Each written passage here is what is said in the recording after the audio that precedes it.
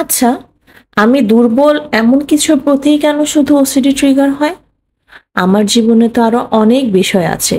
কই সবকিছু নিয়ে তো ওসিডি আমাকে ট্রিগার করে না? এই প্রশ্নটি প্রতিটি ওসিডিতে আক্রান্ত ব্যক্তি একবার না একবার হলেও তার জীবনে নিজেকে করেছে। আজকে এই প্রশ্নের উত্তরটাই সংক্ষেপে দেওয়ার চেষ্টা করব। ওসিডি খুবই ভয়ানক, সাথে ওসিডি কিন্তু খুব চালাক। ওসিডি বুঝে আপনার জীবনে কোন জিনিসের প্রায়োরিটি বেশি আর কোন জিনিসের প্রায়োরিটি কম। ধরে নিলাম আপনার জীবনে প্রায়োরিটি হচ্ছে ফ্যামিলি আর ধর্ম, ঠিক আছে? আর নট সো প্রায়োরিটির মধ্যে আপনি আপনার মতন কিছু একটা নিতে পারেন যেটি আপনার জীবনে খুব একটা ইম্পর্টেন্স রাখে না। এখন আপনি নিজেই চিন্তা করেন ওসিডি আপনাকে কোন বিষয় নিয়ে নেগেটিভ চিন্তা দিলে আপনি বেশি টেনশন করবেন। আপনার পরিবার আপনার ধর্ম নিয়ে দিলে, নাকি আপনার যে বিষয়টার প্রতি তেমন একটা ইম্পর্টেন্স নেই, তেমন একটা প্রায়োরিটি নেই সেই বিষয়টা নিয়ে? ওসিডি যদি আপনাকে আপনার প্রায়োরিটির লিস্টের নিচের বিষয় নিয়ে ট্রিগার করে, আপনার তেমন একটা কোনো অ্যাংজাইটি হবে না, কারণ ওইটাতে তেমন একটা ক্ষতি হয়ে গেলেও আপনার তেমন কিছু যায় আসবে না।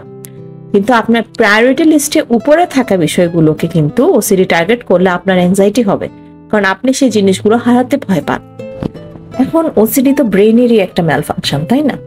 তো ব্রেইনে তো সব মেমোরি স্টোর আছে, ব্রেইনেই তো সব ইনফরমেশন আছে যে আপনার জীবনে কিসের ইম্পর্টেন্স বেশি, কিসের ইম্পর্টেন্স কম।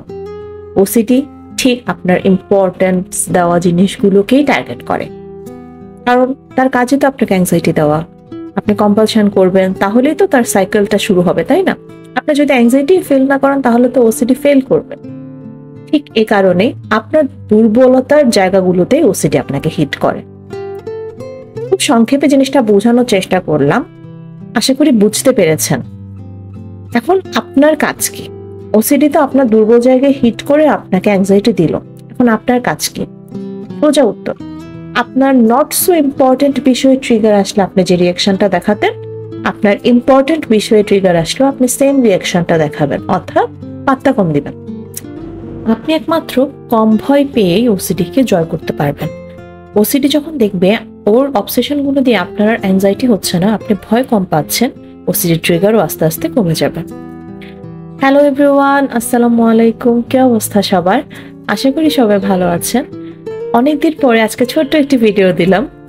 কেমন লেগেছে আমাকে জানাতে ভুলবেন না। আর আপনাদের অনেক কমেন্টস আমি দেখছি, কিন্তু বিভিন্ন কারণে আসলে সবের রিপ্লাই করা হচ্ছে না। ইনশাল্লাহ আমি খুব শীঘ্রই লাইভ ভিডিও করা আবার শুরু করব। আপনাদের সবার সাথে আমার কথা বলতে ভীষণ ভালো লাগে। সবাই ভালো থাকবেন, সুস্থ থাকবেন, বি এ বেটার ইউর সাথেই থাকবেন। আসসালামু আলাইকুম।